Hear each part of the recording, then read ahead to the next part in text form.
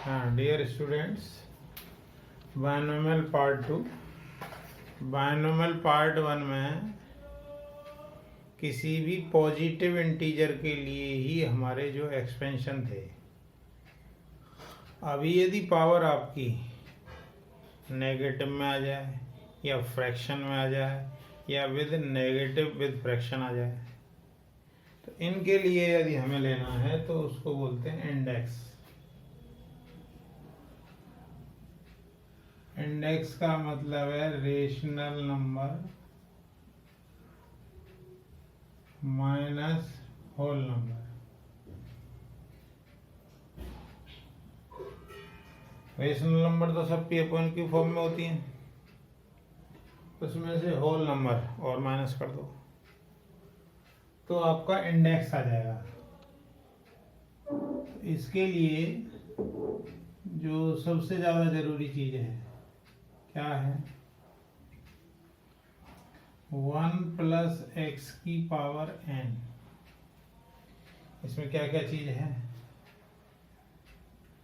जो n है ये रेशनल है, rational number minus whole number, या हम इसको कह सकते हैं n जो है वो p अपॉन q के फॉर्म में है। q जीरो नहीं है, p और q दोनों इंटीजर है, उसमें से होल नंबर माइनस कर दो, यानी 0 1 2 3 ये माइनस कर दो, ये n आ गया। इस तरह के एक्सपेंशन में first term should be unity, पहला टर्म एक होना जरूरी है, और ये दूसरा टर्म है सेकंड टर्म, इसका मॉड लें वो एक से कम होना चाहिए। जब भी बाइनोमियल फॉर एन इंडेक्स की बात करेंगे तो उसमें n आपका rational number minus whole number है, इंडेक्स का मतलब जैसे -1 -2 -3, मतलब नेगेटिव इंटीजर्स हों या फ्रैक्शन में हो, तो आप इसको ऐसे भी कह सकते हैं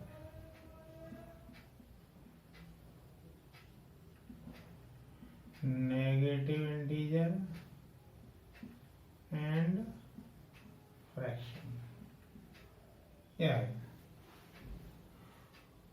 तो ये जो वैल्यू है n वो p अपॉन q फॉर्म में होगी। q 1 भी हो सकता है और p नेगेटिव में जा सकता है, तो तभी नेगेटिव इंटीजर आए और फ्रैक्शन, तो उसके लिए फर्स्ट टर्म का 1 होना जरूरी है, सेकंड टर्म के मॉड की वैल्यू 1 से कम हो, और इसमें जो नंबर ऑफ टर्म्स की बात करें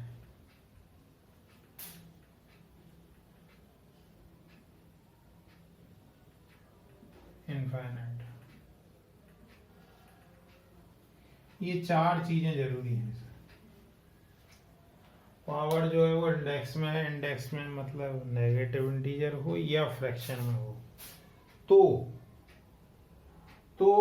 उस एक्सपेंशन का फर्स्ट टर्म यूनिटी होना जरूरी है, सेकंड टर्म जो है उसका मॉड लें वो 1 से छोटा ही होना चाहिए, और इस तरह के एक्सपेंशन में नंबर ऑफ टर्म्स जो है वो इनफाइनाइट होते हैं। यदि ये सारी बातें हैं तो 1 प्लस एक्स की पावर n का जो एक्सपेंशन होगा, 1 प्लस एक्स की पावर n का जो एक्सपेंशन होगा वो होगा पहला term 1 plus nx plus n minus 1 upon 2 factorial x square plus n minus 1 n minus 2 upon 3 factorial x cube इसी प्रकार से चलता जाएगा। इसमें जो है नंबर ऑफ टर्म्स जो है वो इनफाइनाइट होंगे, लेकिन साथ के साथ इसमें ये कंडीशन हमको याद रखनी है, साइड में लिख दीजिए, चाहे तो इधर लिखिए या पहले लिखिए कि मॉड एक्स 1 से कम हो। दूसरी चीज एन क्या हो, एक इंडेक्स हो। इंडेक्स का मतलब है नेगेटिव इंटीजर हो या फ्रैक्शन में हो, ठीक है। तो अब जरा हम देखें यहाँ पे तो 1 प्लस एक्स की पावर एन का एक्सपेंशन ये है।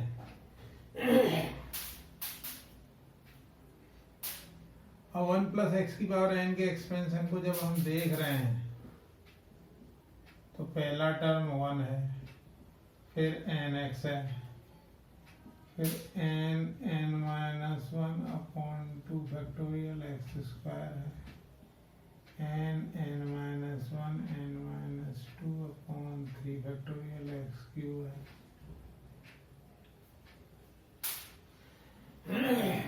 ये कौन सा टर्म है, second term, sorry third term है, और ये आपका फोर्थ टर्म है, ये सेकंड टर्म है। तो हम देख रहे हैं कि अब यहाँ 3 आ रहा है, तो यहाँ 2 आ रहा है, यहाँ भी 2 आ रहा है। लेकिन यहाँ अंदर की बात करें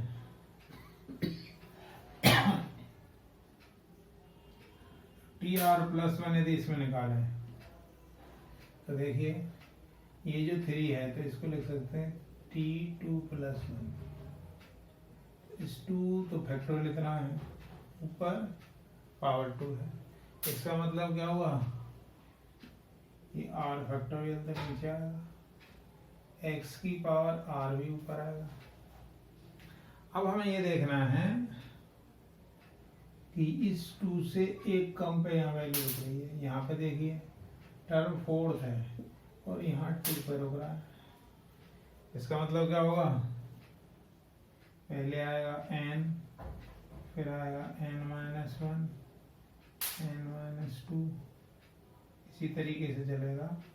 तो यहाँ क्या आएगा, देखो यहाँ आपका ये जो 3 आ रहा है तो इससे कम आ रहा है, यानी n माइनस r माइनस 1। तो इसको यदि हम देखें तो n माइनस 1 n माइनस 2, इसी तरीके से n minus r plus 1 upon r factorial x की पावर r, ये आ गया, ये आपका जनरल टर्म आ गया।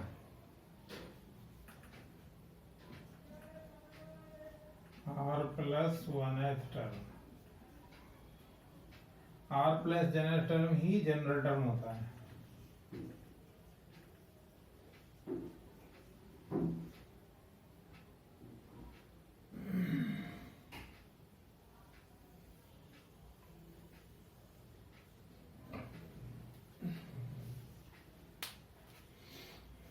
और देखें जरा,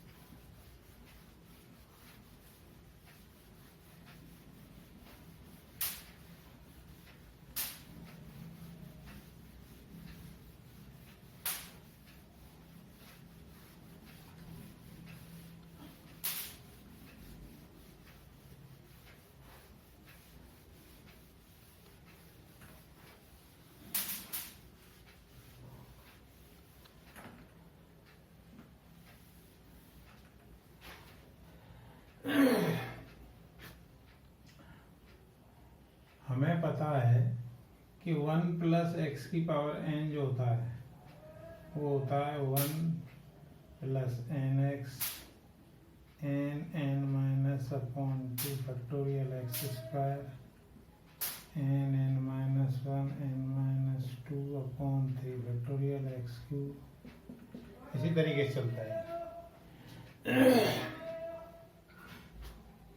अब मैंने क्या किया,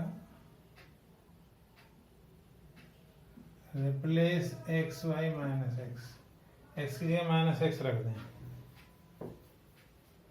तो क्या आएगा, 1 माइनस एक्स की पावर एन, एक्स की माइनस एक्स रखा तो क्या आ जाएगा ये 1 minus N X plus N N minus 1, ये तो एक्स स्क्वायर ही आएगा upon 2 factorial minus N N minus 1 N minus 2 upon 3 factorial x cube.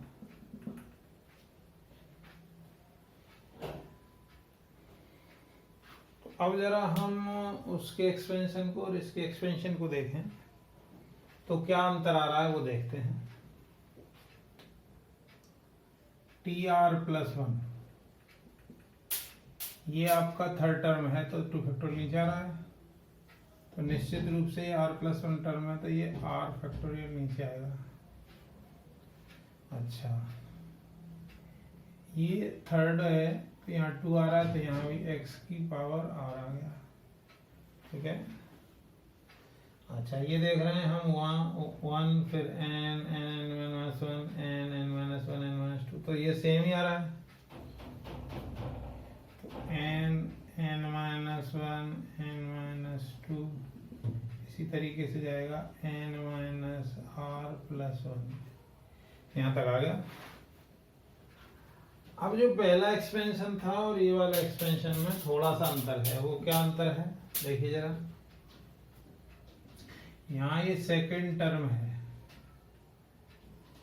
तो ये नेगेटिव आ रहा है, थर्ड टर्म है तो ये पॉजिटिव आ रहा है, तो इसका मतलब क्या हुआ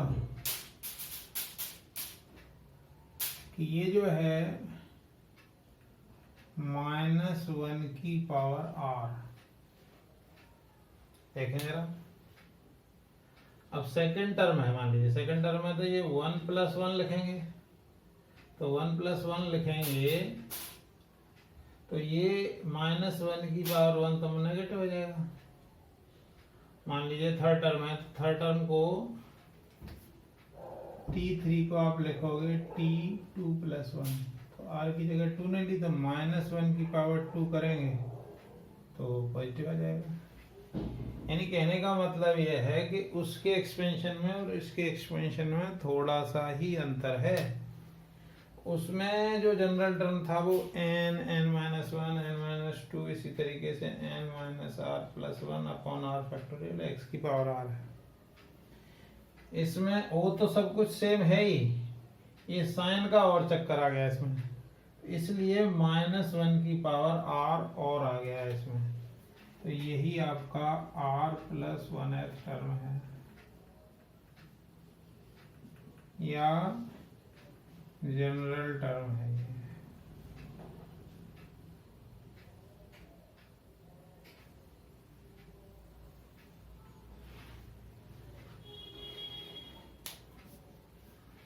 और देखें जरा,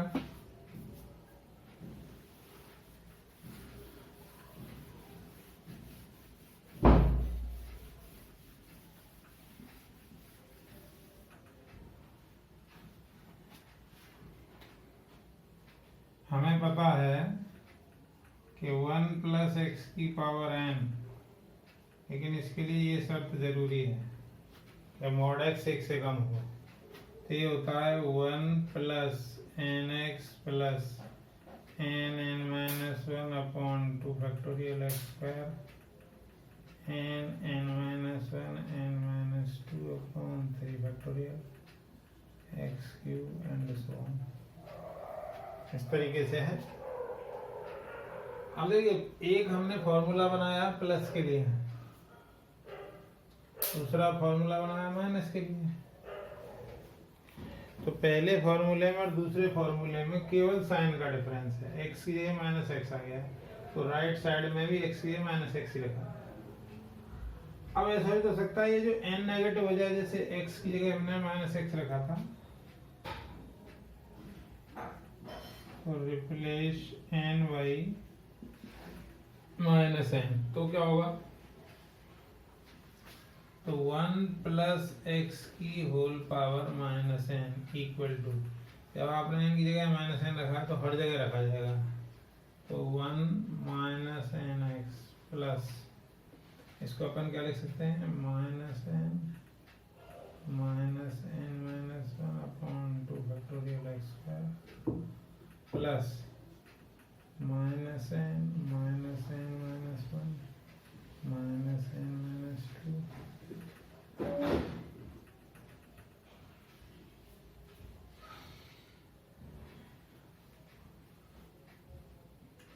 तो 1 प्लस एक्स की पावर माइनस एन है, तो इसका एक्सपेंशन यदि हम देख रहे हैं तो 1 माइनस एन एक्स है। अब देखिए इसमें माइनस, इसमें से माइनस कौन आ जाएगा, पहला तो 1 है माइनस एन एक्स, कोई उसमें तो दिक्कत है ही नहीं, इसमें से माइनस लें और इन दोनों से माइनस ले तो माइनस माइनस प्लस हो जाएगा, और अंदर वाले ब्रैकेट में से जो माइनस लिया है तो फिर अंदर n प्लस 1 हो जाएगा, यानी हो जाएगा ये n plus 1 upon 2 factorial x square. फिर यदि आगे की बात देखें हम, तो यहाँ से माइनस कॉमन लें, यहाँ से माइनस लें, यहाँ से माइनस लें, अलग अलग देखना सबको, ये तो माइनस एन है ही, इसमें से माइनस कॉमन लिया तो n प्लस 1, इसमें से भी माइनस कॉमन लिया तो n प्लस 2, तो 3 माइनस हो गए तो माइनस आ गया, तो minus n plus 1 n plus 2 upon 3 factorial x cube. इसी तरीके से चलेगा ये।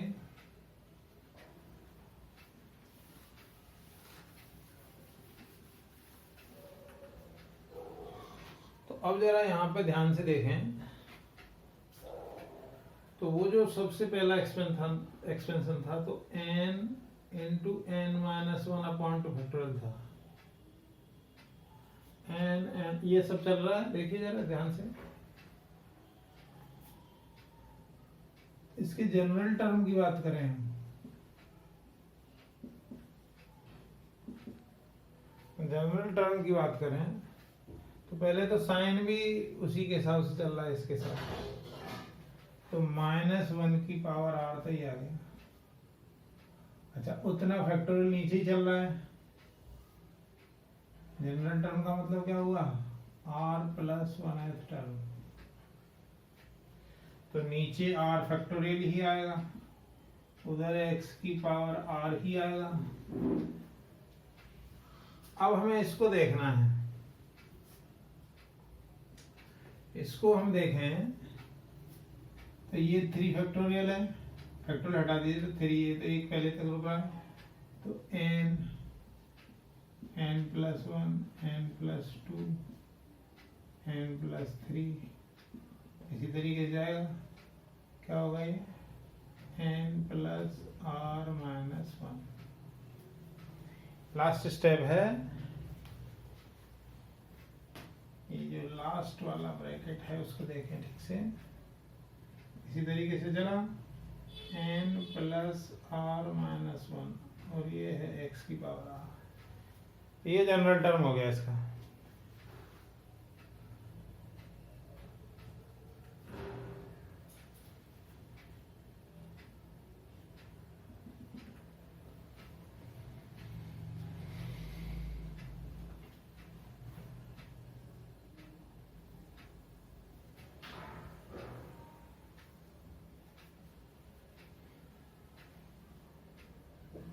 और देखें जरा,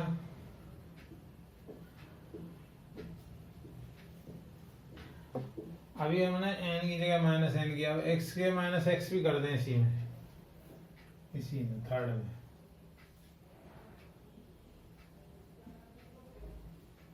replace x y minus x, तो क्या होगा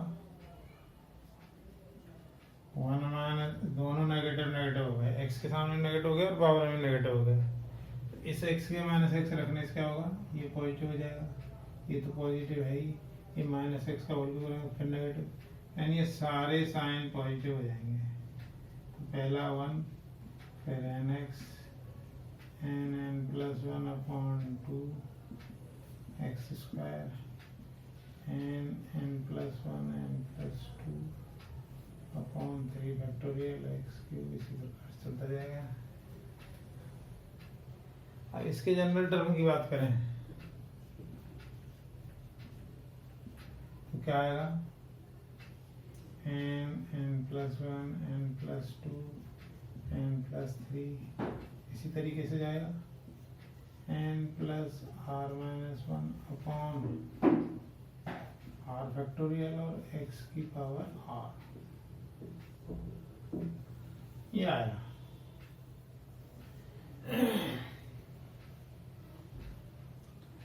तो ये binomial theorem for N index को कैसे अप्लाई करते हैं वो थोड़ा देखना पड़ेगा हमें। जैसे मान लीजिए हमारा क्वेश्चन है कि भाई 101 की होल पावर 1/2, इसको आप सॉल्व करिए। तो ये हमें पता है कि यदि 100 होता तो 100 का यदि स्क्वायर रूट निकालते तो 10 आता। अब ये 101 है तो निश्चित है, ये पक्का है कि 10 से थोड़ा ही ज्यादा आएगा, और कितना ज्यादा आएगा वही हमें देखना है। तो वो कैसे पॉसिबल है देखें जरा।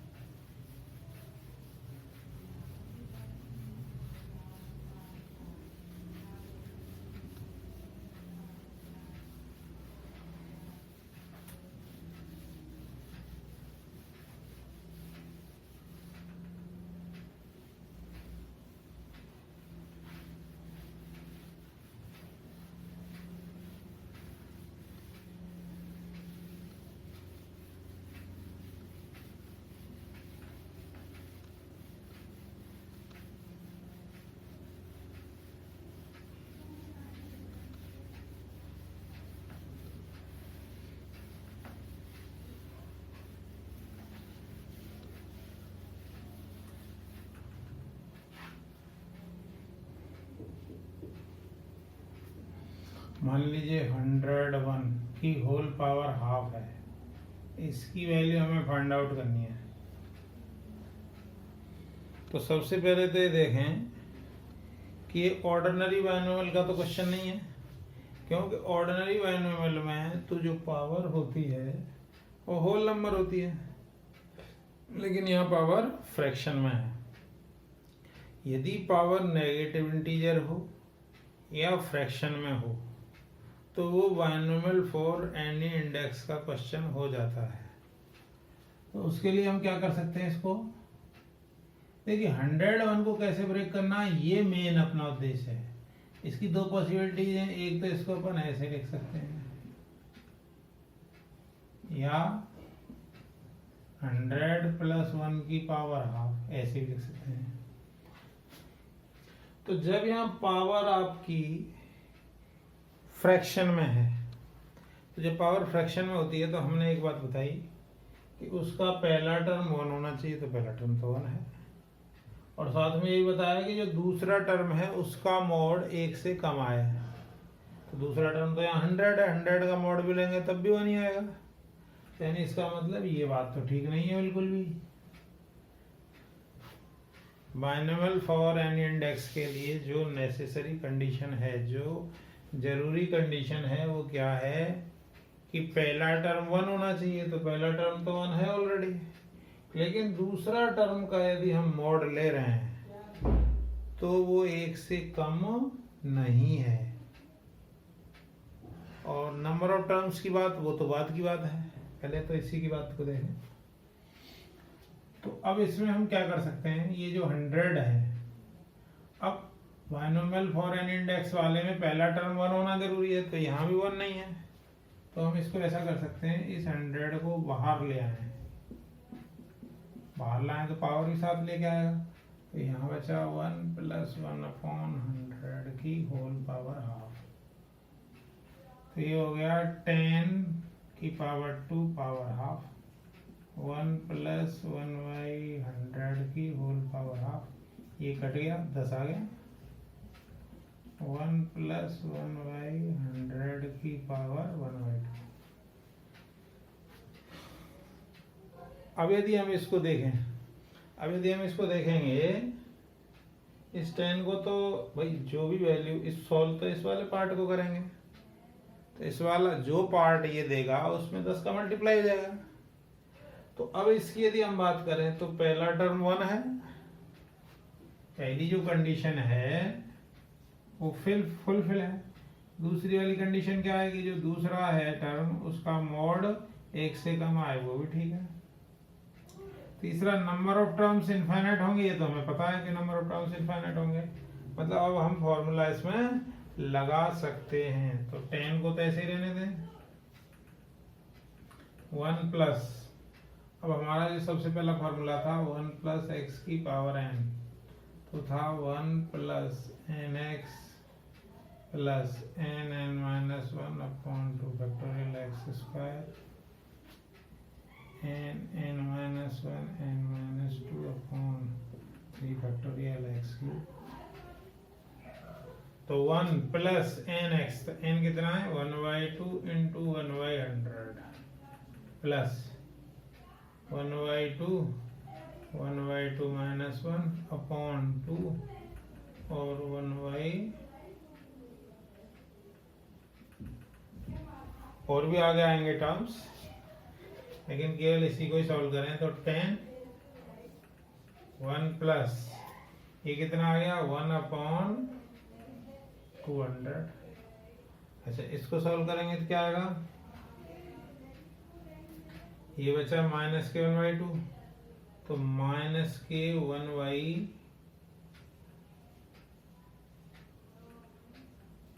और आगे के टर्म ज्यादा हमें लेने की जरूरत नहीं है।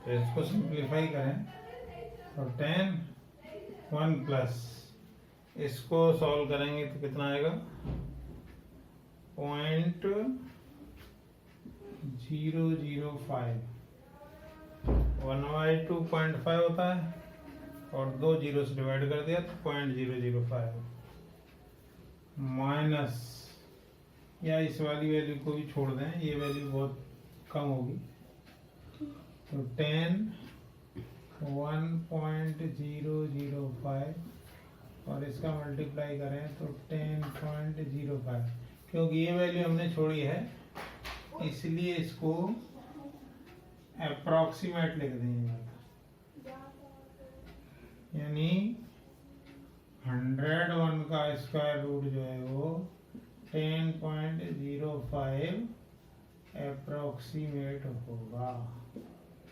ये आ गया, ये बायनोमियल फॉर एनी इंडेक्स से ही इसकी वैल्यू पॉसिबल है। और देखें जरा,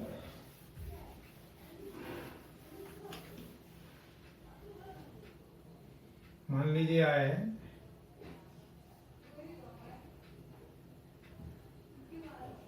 1001 क्यूब रूट, या हम कहें 1001 का पावर 1/3, ये क्यूब रूट है।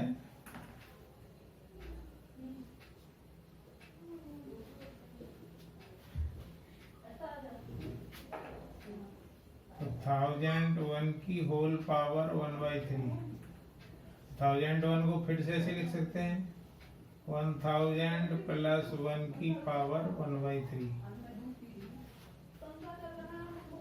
अब कुछ लोग ये सोचेंगे कि 1 प्लस 1000 क्यों नहीं लिखा इसको, क्योंकि पहला 1 ले लें तो दूसरा टर्म जो है उसका मॉड 1 से कम होना जरूरी है, इसलिए इसको ऐसे लिखा। अब ये 1000 बाहर ले लो तो 1 प्लस 1 अपॉन 1000 की होल पावर 1/3, ये आ गया 10 क्यूब की होल पावर 1/3, 1 प्लस 1000 की होल पावर 1/3, ये 10 आ गया, 1 प्लस 1 अपॉन की पावर 1/3। अब इसको इसी से एक्सपेंड करेंगे,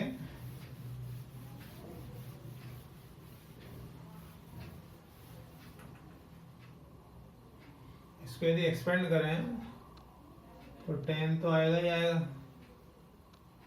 1 प्लस एन एक्स, एन यहाँ पे 1/3 है और एक्स की जगह 1 upon 1000 plus N 1/3, 1/3 minus 1 upon 2 factorial और 1 अपॉन 1000 का होल स्क्वायर।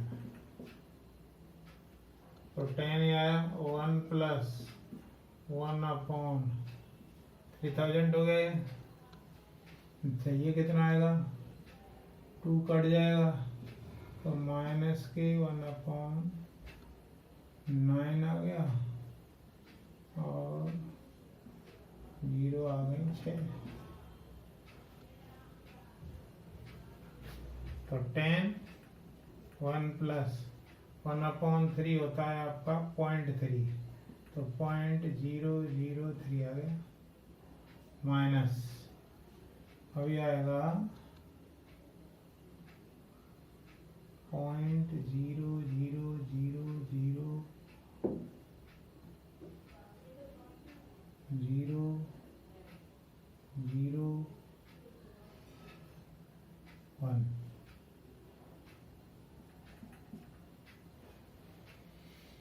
इस ब्रैकेट को सिंप्लीफाई करें तो 1.00003 और 0.00006 लिखिए,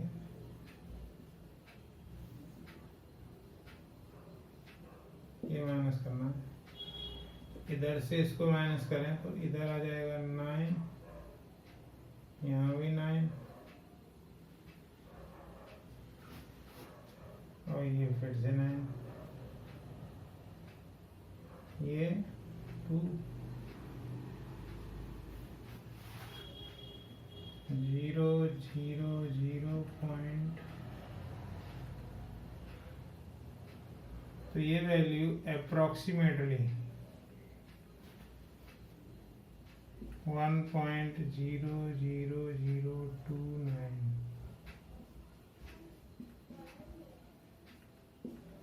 ये वैल्यू आ गई इसकी।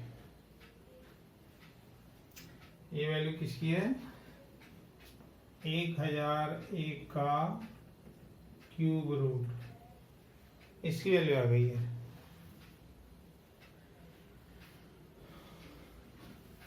इसी तरीके से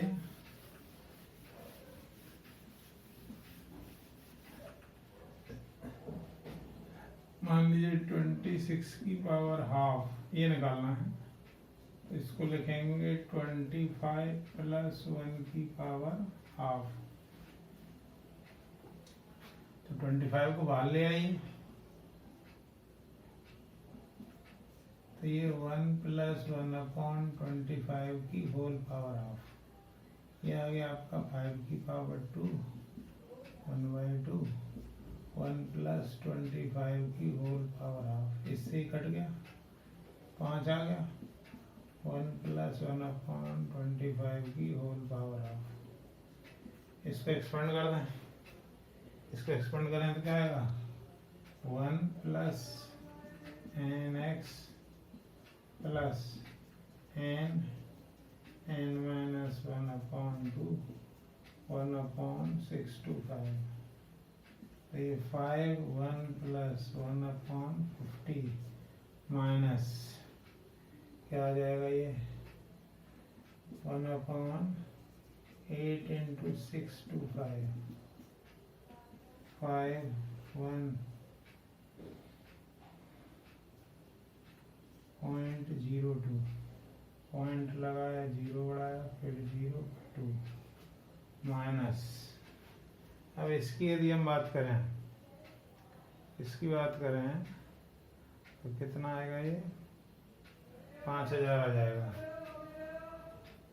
तो 0.0002 आ गया। इसको आप सिंप्लीफाई कर लीजिए तो 5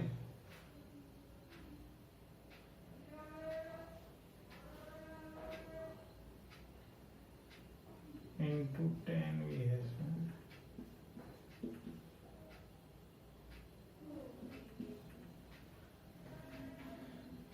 ये कितना हो गया आपका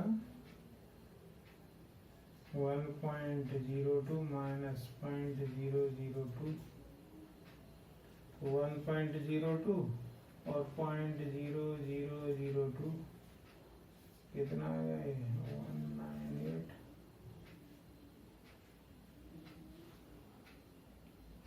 तो 5 into 1.198 आया। तो कितना आ जाएगा ये 95।